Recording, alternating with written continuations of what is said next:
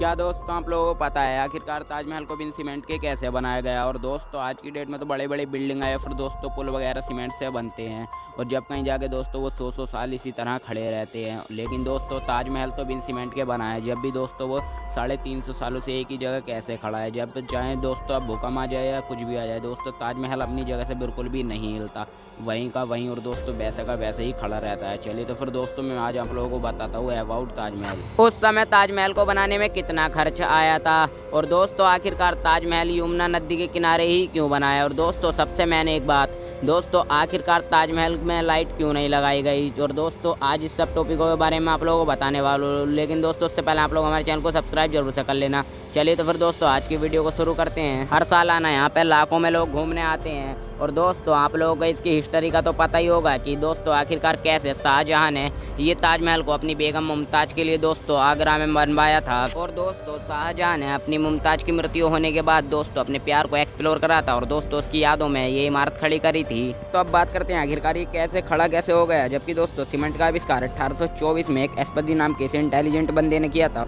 England का था। और दोस्तों सबसे पहले सीमेंट का कंपनी भी इसी बंदे ने बनाया था और दोस्तों इस सीमेंट का नाम था पोर्टलैंड सीमेंट। और दोस्तों ताजमहल का कंस्ट्रक्शन 1631 में हुआ था और दोस्तों ये 1648 में जाके ख़त्म हो गया था। लेकिन दोस्तों अब बात ही आती है आखिरकार ताजमहल बिन सीमेंट के 350 सालों से कैसे खड़ा है। चलिए तो फिर दोस्तों बताता हूँ। गाइस जब ताजमहल का निर्माण हो रहा था इन्वेंशन से पहले दोस्तों आर्किटेक्ट्स एक बहुत ही अलग तरह के पेस्ट का यूज़ करते थे। गाइस जैसे कि ये आप लोगों को स्क्रीन पर कुछ अलग अलग तरह के पत्थर दिख रहे हैं, दोस्तों इन पत्थरों का यूज़ करते थे जैसे कि अकीक, यूमानाइट, फ्रोजा, लाजवर्ड, मोंगा और दोस्तों और भी अलग अलग पत्थर। और दोस्तों ये सब पत्थर अलग अलग देशों से मंगाए जाते थे जैसे कि Russia, Rajasthan, Uzbekistan, Iran, Israel. और दोस्तों ये सब पत्थर इन देशों से मंगाए जाते थे और गाइस जब कहीं जाकर सारे पत्थरों को मिलाकर ताजमहल में इनका निर्माण किया जाता था। और चलिए दोस्तों मैं बताता हूँ इसका पेस्ट कैसे बनाते थे। दोस्तों इसका पेस्ट बनाने के लिए बहुत अलग अलग चीज़ों का यूज़ करते थे जैसे गुड़, बतासे और दोस्तों बेल पत्थर का जूस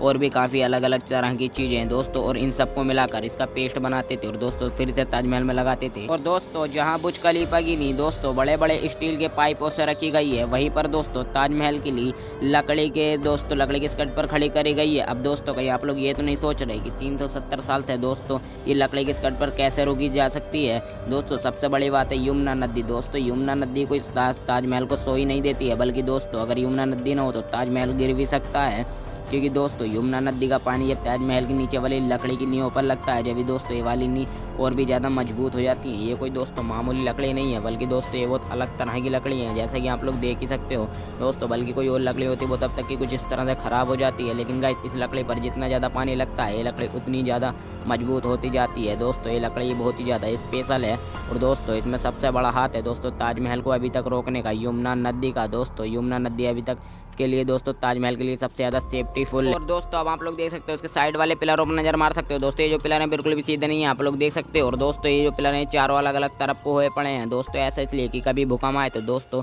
ये पिलर ताजमहल पर ना गिरे, बल्कि ये चारों साइड को अलग अलग तरह पर गिर जाए और दोस्तों ताजमहल पर बिल्कुल भी खरोच ना आए, ऐसा इसलिए किया गया था। दोस्तों इसके पिलर ताजमहल से बिल्कुल अलग हैं। दोस्तों अब बात करते हैं हम लोग उस समय ताजमहल को बनाने में आखिरकार कितना खर्च आया होगा। दोस्तों जैसे कि आप लोगों को पता ही है कि उस टाइम 1 रुपये की कीमत भी बहुत ज़्यादा होती थी। और दोस्तों अगर हम लोग इन्फ्लेशन के मुताबिक चलें तो गाइस उस टाइम ताजमहल को बनाने में आज के $1 मिलियन का खर्चा आया था, यानी दोस्तों 8,000 करोड़ से लेकर 10,000 करोड़ तक का खर्चा आया था इसको बनाने में।